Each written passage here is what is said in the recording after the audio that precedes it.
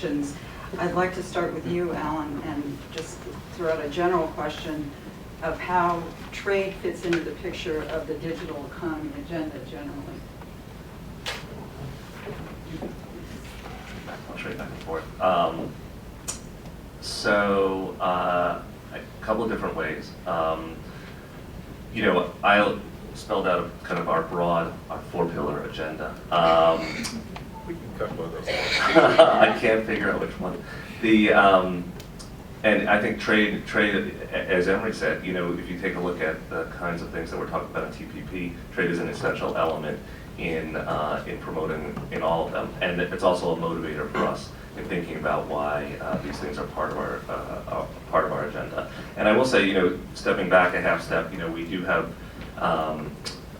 teams working across the department. One of the things that I did when I first came in was I was asked to chair something we call our Digital Economy Leadership Team. This is an attempt to take the disparate work that happens in all of our different bureaus in commerce and integrate it into a whole, into a coherent whole, because there's a tremendous amount of good work that's being done.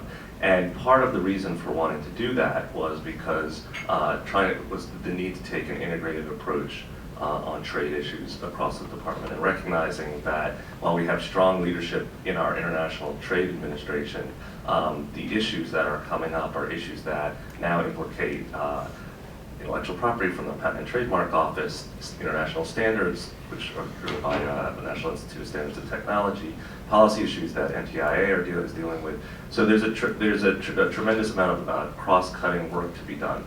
Part of another good example of that is the Digital Attaches program that I mentioned, where we're trying to actually head off some of these issues like Privacy Shield and other issues, and create a community of people who are on the ground and making the case for this broad vision about trade and openness to people and to support this broad agenda. And those people, even though they're based out of our Foreign Commercial Service in the International Trade Administration, they are supported by and trained by and have the resources of all these different parts of the department and the expertise. So trade is really a cross-cutting feature and a major tool that we see, and that's why I come back to what I said at the beginning, that we really see TPP as an essential tool in promoting these ideas going forward, and locking in some of the ideas that we think are important, and as Emery said, will come up in future agreements.